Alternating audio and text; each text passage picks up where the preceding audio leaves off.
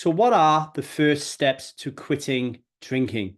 My name is Lee Davy. I am not an alcoholic. I refuse to be anonymous. I am someone who is alcohol free as fuck, and I live a self-led life, and I spend every waking moment of that life helping other people do the same. Like right now.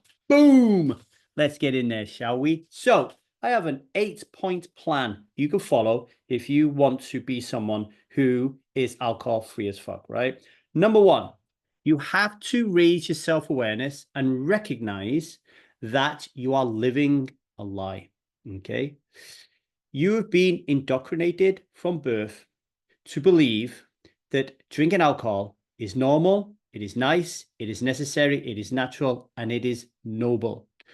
You have been led to believe through the advertising agencies that work with the alcohol industry and the walking, talking billboards of the billions of people around the world who think it is the greatest thing since sliced bread, that drinking alcohol is incredible and is amazing. What you need to do is change that worldview, change that paradigm. And I know it may shock a lot of you and you may think, whoa, what is this guy talking about?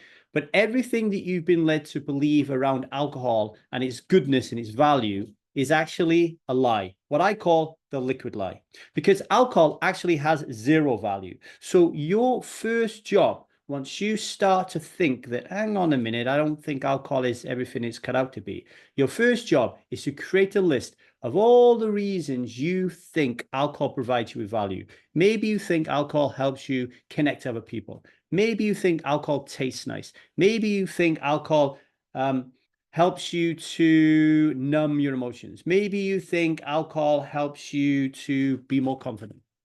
Whatever it is, you write that list down and you take a good look at it and you ask yourself, is this true? Okay. And whilst you're asking that question, is it true? I want you to answer it thinking long-term, not short-term, right? Looking at this question through a long-term lens, not short-term, okay? And you will find that actually alcohol provides you with zero value. And when you realize that alcohol provides you with zero value, something incredible happens. You stop craving it because you no longer need it or desire it because you see it for what it is, which is a poison that kills 3.3 million people a year and is a causal factor in over 200 illnesses and diseases around the world. All right. So that's number one. Recognize you're living a lie. Number two, you have to raise your cognitive dissonance. Okay. Now, cognitive dissonance is when you hold two opposing thoughts. I think alcohol is amazing. I think alcohol is terrible. And when you have opposing thoughts within your mindset, within your belief structure, it feels very uncomfortable because you start to feel incongruent. I mean, what is it? Is this good? Is it bad? Right? So you start to feel really uncomfortable. A great example of this is when you're young and you want to be an adult and you look and you see everyone around you, all the adults around you drinking alcohol, thinking that it's amazing and having a great laugh. When you have your first taste of alcohol, for most of you, it would taste foul. And you'll have this thought in your mind, this is disgusting. But in order to keep drinking something that is disgusting, especially when you get in your teenage years and you're under peer pressure and societal conditioning to follow the tribe, you have to silence that voice. Because if it's disgusting, you can't drink it. If you can't drink it because it's disgusting, then you can't hang out and be cool with your friends. So you have to bring in a different way of thinking, a new belief system. That is that this stuff actually does taste great. And what you have to do in this respect is quieten what I call the cognitive dissonance drums. And if you do a good enough job, and the liquid lie helps you to do that, by the time you get to 35, which the age I was when I became alcohol free as fuck, you just believe one thing, that alcohol is amazing. The cognitive dissonance is really quiet. But if you raise the jungle drums by asking more questions, like I said earlier, listing all the reasons you think alcohol has value and then dismissing all of those reasons as lies, once you start doing that, the jungle drums get louder, the cognitive dissonance gets more uncomfortable, and you're faced with a new situation. Do I continue with the old paradigm that alcohol is nice, natural, normal, necessary, and noble? Or do I move forward with a new paradigm which tells me that alcohol is a poisonous, addictive drug that kills 3.3 million people a year and provides me with zero value? And that is a really important milestone. Number three, learning how you show up in your life is really important. And I'm going to use a simple metaphor of a line, which is from the conscious leadership group. And this line, you're either above the line, and if you're above it, you are in self-energy. You are very conscious, and you're making decisions from that consciousness, or you are below the line. You are parts activated. You are in ego. There are childlike parts of you in control. You are unconscious. You are in victim consciousness, playing the role of hero, victim, or villain, and you're putting other people in an opposing role. You need to increase your line awareness on a daily basis, on an hourly basis, to understand, hey, right now, am I emanating from self-energy or am I emanating from parts? The more accurate you can get on that line awareness, the more quicker you will be able to identify when you're below the line, when you're behaving unconsciously, because this is the time when you will be drinking alcohol. Yes, there may be people in the world who are drinking alcohol when they're in self-energy. They are making a conscious decision to drink alcohol. But most of the time, people are drinking alcohol very unconsciously, just because of wiring and societal conditioning that programs them that when they walk into a pub, they must buy an alcoholic drink, right? When they are feeling really down and really sad and really uncomfortable, they must have an alcohol drink. It is programming. It's very, very unconscious. I never made a conscious decision to drink alcohol. I was led to it through the liquid lie, unconsciously, to drink it through programming. But I did make a conscious decision to stop. So raising your self-awareness of whether you're living in, whether you're being conscious, whether you're not, is really, really important. Most of the time, not only are you drinking alcohol because you're below the line and you're unconscious, but it's those unconscious, unhealthy inner child behaviors that causes all the turmoil and chaos in your life, to which you have grown accustomed to using alcohol as the eraser of all of those problems. But if you live above the line in self-energy more often, you don't have all that chaos. You don't have all those problems. You don't have all those conflicts. You are regulating your nervous system. You are loving yourself. You do not need alcohol. Okay, so really important. Number 4, find things to do that don't involve alcohol. When I was somebody who was alcohol reliant, my entire social structure, alcohol was like a glue. Everything involved alcohol. There was nothing that I did socially that didn't involve alcohol.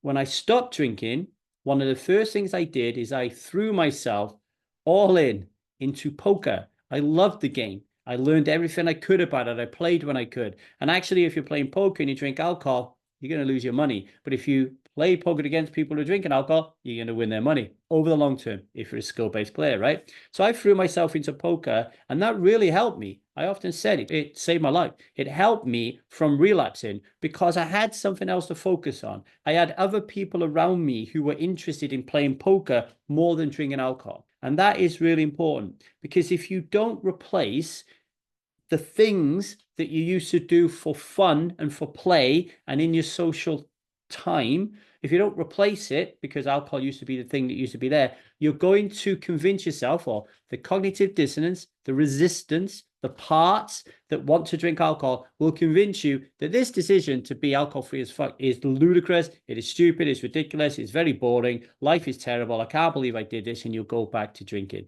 which again is just a lie, really, right? Because there are so many things you can do in the world that is so much fun, playful, humorous, connected, that don't involve alcohol. You've just got to go out there and try them, which leads me into number 5, and that is find people who don't drink alcohol.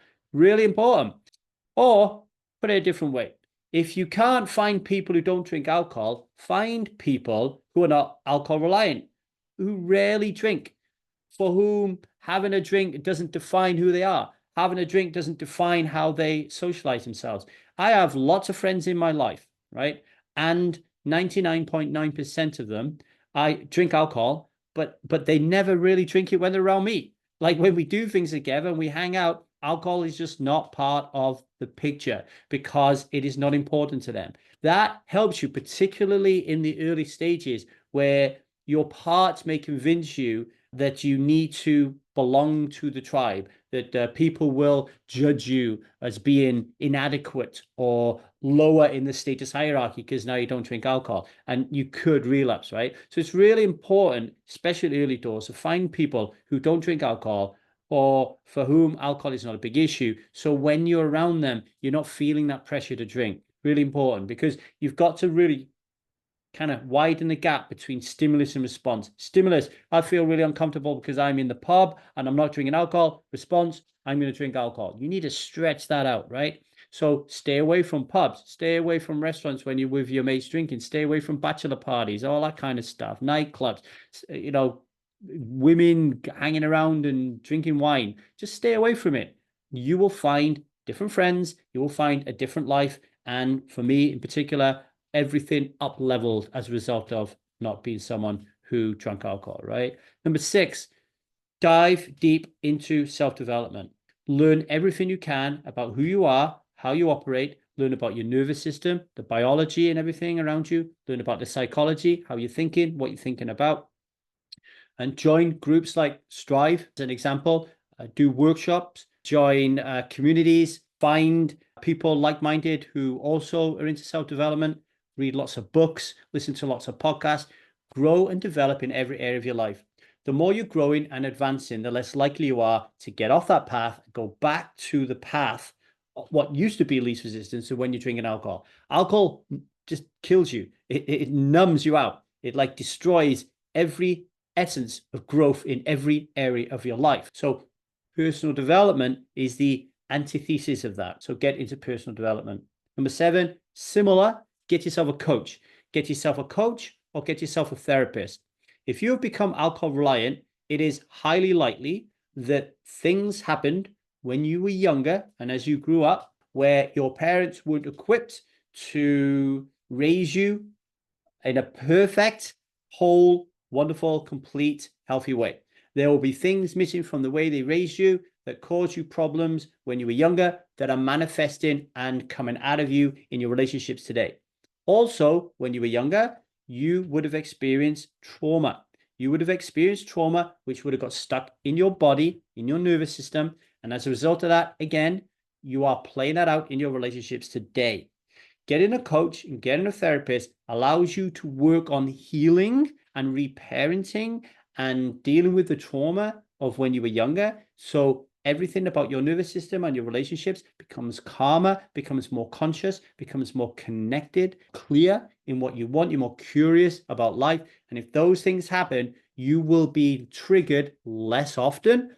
And if you are triggered less often, if you used to use alcohol as a way of dealing with those triggers, you don't no longer need to reach for alcohol because you're not triggered so often. So get yourself a coach and get yourself a therapist. And last but not least, be an inspiration to others. This is why I said at the beginning of this video, I'm not an alcoholic and I refuse to be anonymous. I am very proud that I'm alcohol free as fuck. When I go into a pub or I'm in a club or I'm in a situation where everybody's drinking and it becomes clear that I don't drink, I don't feel ashamed. I don't feel uncomfortable. I feel proud. I love talking about it. I love inspiring people. I love telling people my story. This is a very important part. When I became alcohol free as fuck, when I was 35 years of age, I created a podcast called the 1000 Days Sober Podcast. I created Strive. I created the Strive method. I started to coach people, help people, guide people. I wrote about it. I sang about it. I drew about it. Everything about my life at that time was I love being alcohol free as fuck. And as a result of that, it really put a pressure on me to continue to be alcohol free as fuck, because all of a sudden people were gravitating towards me and my message and my story and saying, I want a bit of that. So how could I let them down? So actually being an inspiration for me was really, really important. And I continue to be an inspiration today, hopefully with videos like this. So those are my 8 ways of getting into the first steps of quitting drinking alcohol. It is and can be a hugely complicated and complex thing to be alcohol free as fuck. And it could also be very, very easy and very simple. Just remember that you have everything that you need to be alcohol free as fuck in here and in here. It's all inside of you. All coaches, guides, therapists, all they do is they drag out of you all the answers that are already in you. You know how to do this. You just need some help. Much love. Strive on. If you get any questions, plonk them down below. Much love, everybody.